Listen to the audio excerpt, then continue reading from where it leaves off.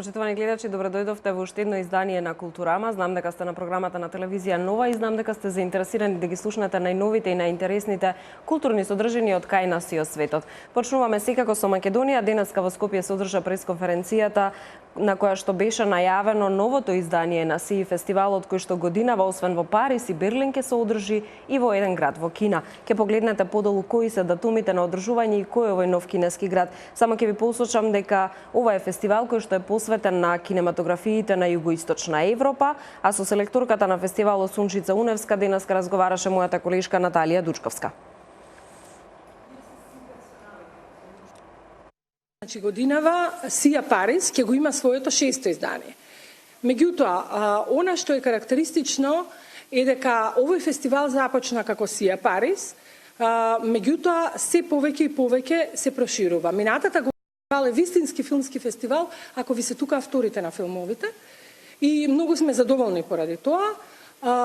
Потоа од 1 до 5 јуни фестивалот се одржува во Париз и тоа првпат оваа година во големата сала Палас, а од 8 до 12 јуни ќе се одржува во Кина, во градот Нингбо, во соработка со Музеот на уметностите. Значи годинава имаме навистина многу репрезентативна програма, имаме многу важни, значајни филмови за овој регион, филмови кои добиваа награди, кои беа на фестивали.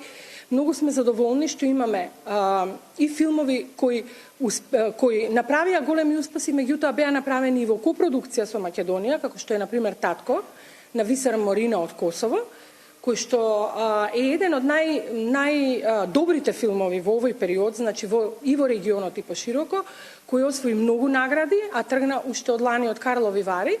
Тој филм ќе го имаме и тоа на отворањето и во Париз и во Берлин. Уште накратко информација дека добитници на годинашните награди на СИИ фестивалот се Велјко Булаич, Бане Попович и Есма Реджепова, а мотото на фестивалот е Балканот во срцето на светот. Изјавата која што погледнавте ви ги откри и деталите околу датумите на одржување на овој фестивал и уште една нова локација каде што ќе се одржува. А каков материјал треба да се користи при реставрација и конзервација на културните споменици? Ова е темата на кој што ни направија прилог нашите добисници од Штип. Националниот комитет ИКОМОС веќе 2 години прави напори да направи научен проект со кој ќе го докаже значењето од користењето на варовитиот малтер.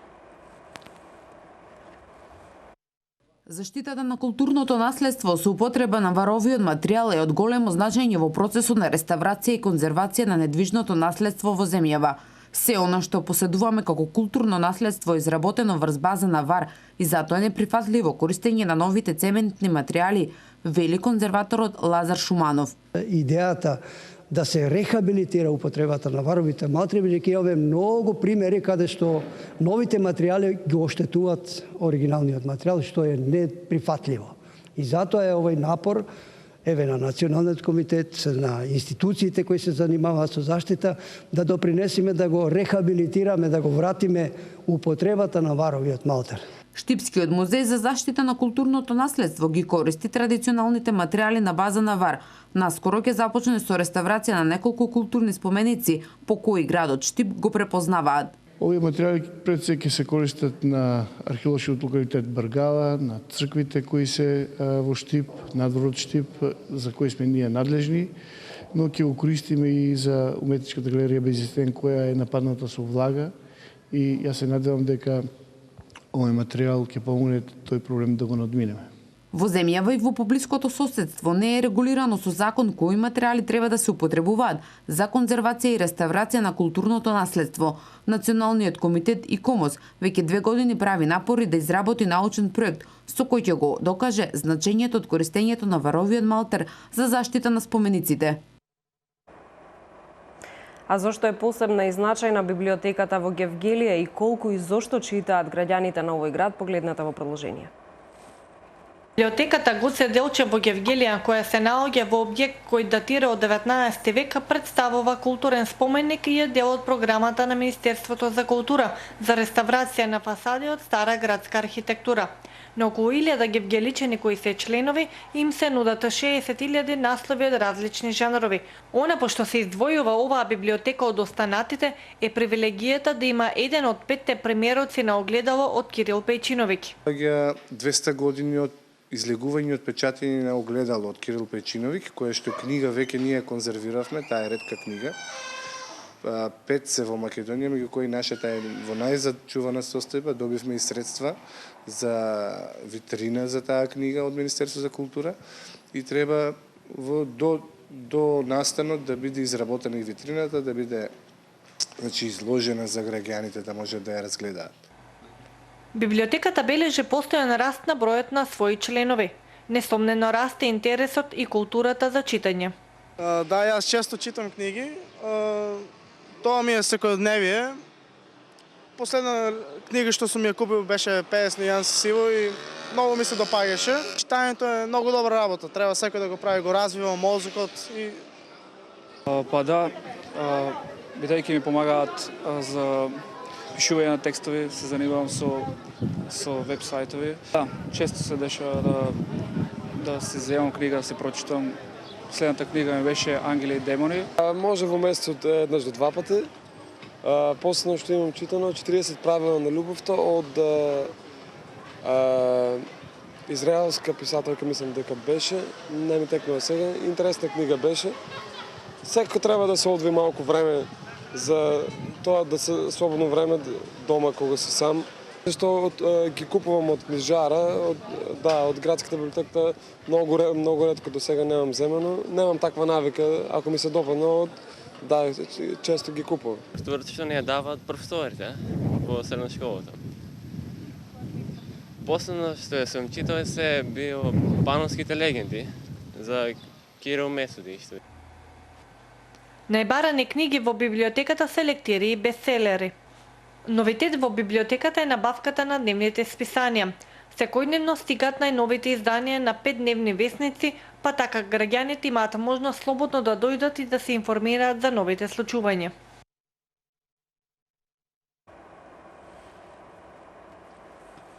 Минатото издание на Културама го почнавме со вклучување во живо од манастирот Трескавец, од каде што ни се јави колегата Дарко Штарговски. Она што ќе го погледнете е во продолжение, е своевидна мини репортажа која што тој ја подготви од таму.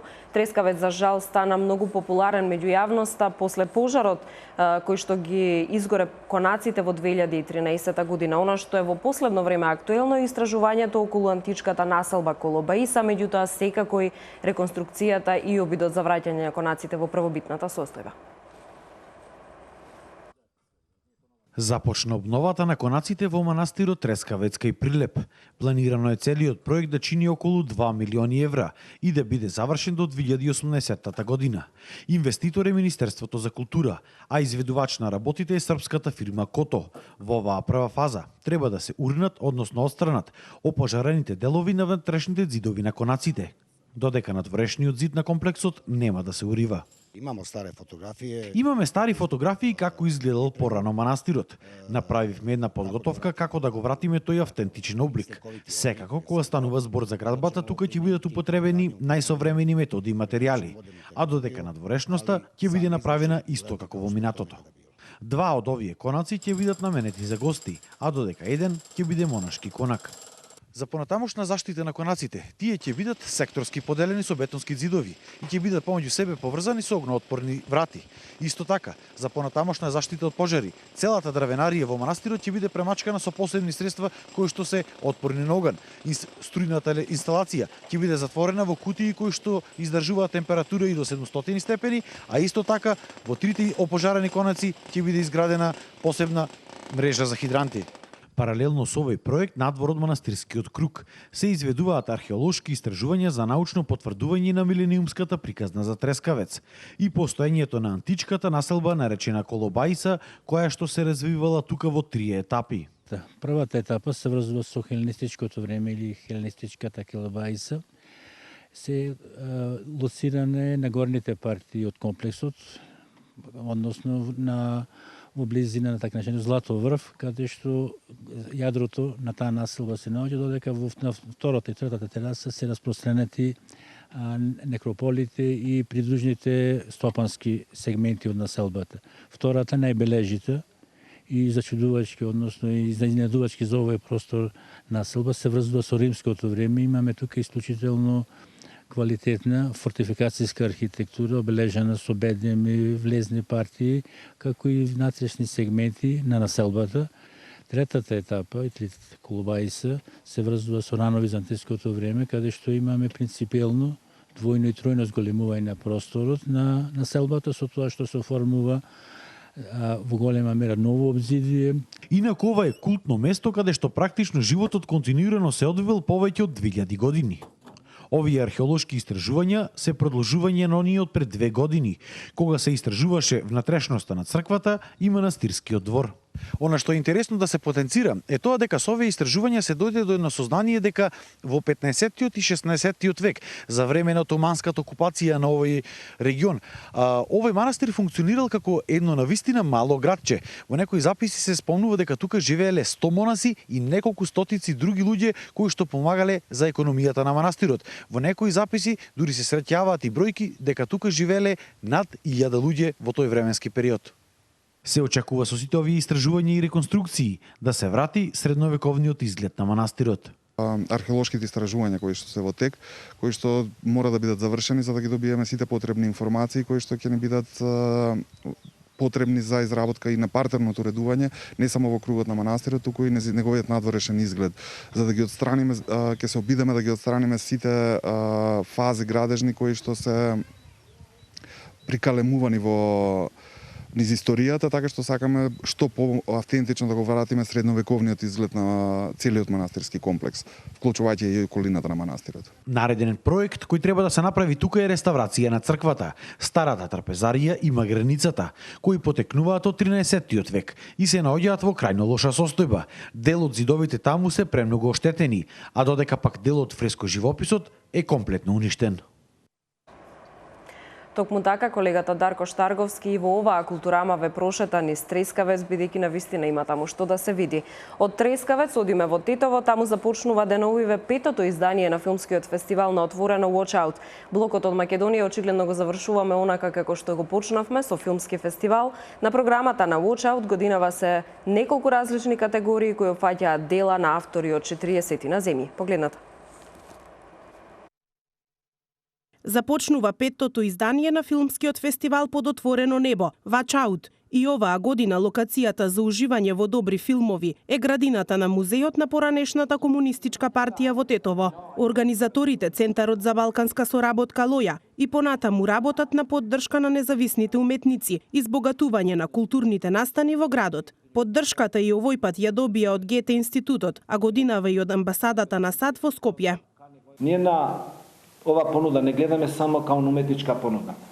Првенствено тоа е уметничка понуда, но тоа се случува во еден друштвен и политички контекст. Значи се случува у контекст каде што вие имате една многу централизирана културна сцена во Македонија. Значи се случува во Скопје многу малку надвор. Значи ние работиме малку на децентрализација на културата. 5-та година поред Watch Out и 16-та година поред Лоја го надополнува празнина во градот. Од синоќа па се до 27 мај, Тетово ќе прерасне во дом на визуелна нарација од повеќе филмски автори од преку 40 земји. Богатата програма од различни категории, кратки, документарни, анимирани филмови, ќе понуди уникатна, квалитетна забава за гледачите. Фестивалот Watch Out, еве по 5-та година го организираме во Тетово. Годинава е најголем изборот на филмови, имавме одлична конкуренција. Аплицира над 240 филмови од целиот свет, значи 42 земји. Во трите категории имаме доделено награди. Значи во категоријата анимиран филм наградена е Вале Комба Каналес со филмот Ука од Шпанија. Во категоријата на краткометражни филмови награден е Микел Алваресидо, исто така од Шпанија, со филмот Тюнинг Оскар. А во категоријата на документарен филм, првата награда ја доби Ханис Багашов од Тетово. И тоа е воедно и прв пат на нашиот фестивал некој локалец да добие награда. Присутни се и некои од победниците и добитници на Watch Out наградата. Инаку филмот е завршен во февруари, има ова прва награда и се надевам на права нога. нели, па ќе тргне и од другите фестивали натаму. Фестивалот беше отворен синоќа. Како алтернатива во случај на временски неприлики, проекциите ќе се одвиваат во просториите на Лоја.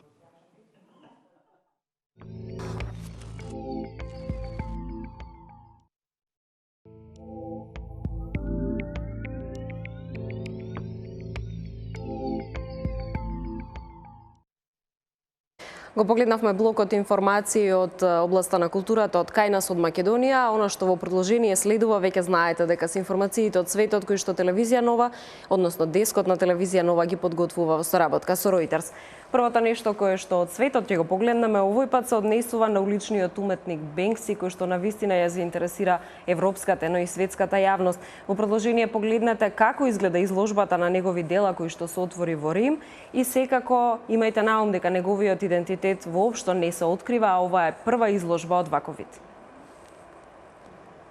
Изложба која организаторите ја нарекуваат прва од ваков вид се отвори во Рим, а ги покажува делата на британскиот уличен уметник Бенкси. Идентитетот на Бенкси никогаш не е откриен, иако има голем број претпоставки, но сепак неговите мурали, скулптури и иронични епиграми станаа популарни токму во уметничкиот свет од кој тој прави сатира. Тој не е поврзан со организирањето на војна, капитализам и слобода. Новата изложба на која ќе бидат прикажани 150 дела.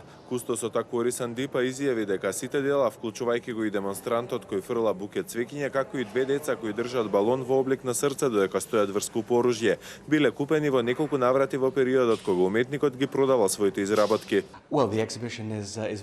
Изложбата е многу возбудлива затоа што се работи за прва независна музејска изложба од овој калибар. Ова е прв пат еден јавен музеј да е толку храбар да представи едни вакви дела. Се верува дека Бенкси е роден во Бристол, Англија во 70-тите години. Во минатото тој самиот ги организирал своите изложби, комуницирајќи преку писма. Мислам дека има одредена доза на романтика во приказната, слична како она со Робин Худ, но во 21-виот век.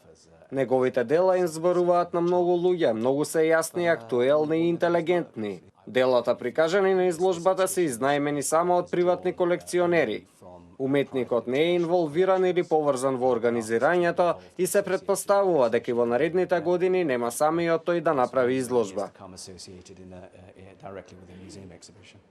Минатата година Бенкси го отвори тематскиот парк Дисмаленд на англиското крајбрежје, каде што вработените носеле балони на кои што пишува "Јас сум имбецил". На изложбата во Бристол во 2009 година присуствуваа повеќе од 300.000 обожаватели на Бенкси од целиот свет.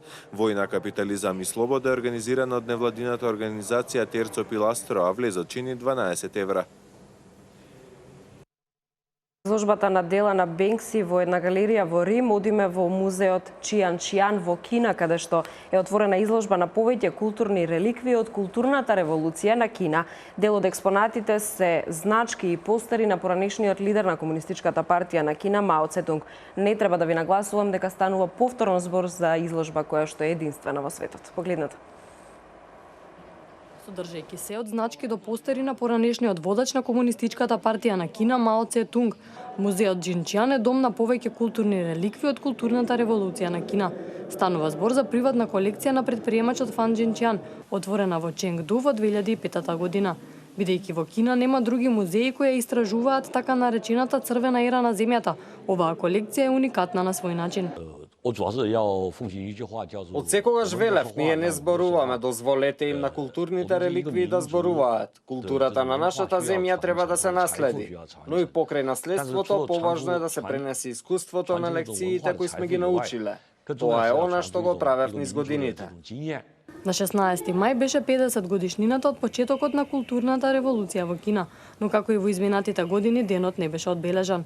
Во годините меѓу 1966 и 1976 културната револуција предводена од лидерот Мао Цетунг беше време на големи политички и економски промени во земјата. Еден израелски уметник користи само темни бои во своите дела за да го представи Холокаустот. Вели дека сликите кои што ги изработил алудираат на концентрационите логори, а уметноста всушност во овој случај му помага да се ослободи од своите кошмари. Инспириран од својот татко кој го преживеал Холокаустот, израелски уметник изработува слики кои потсетуваат на концентрационите логори. Тули Зив насликал повеќе од 100 слики за кои смета дека му помагаат да се помири со своите кошмари. Освен што го преживеал Холокаустот, таткото на Тули Зив ја изградил и печката каде што бил кремиран Адолф Айхман, нацистички офицер и еден од главните организатори на Холокаустот. Едно утро во 1962 година, додека лежев, мојот татко дојде и ми рече: сино, ќе го кремирав Айхман. Ме одбра да изградам печката која ќе го претвори во пепел. Тогаш имав 10 години и бев во шок, од тогаш не можев да спијам како што треба. Навраќајќи се на скицата на неговиот татко, Тули користи само темни бои во неговите дела и слика печки во секакви големини како и купови на тела покрај нив.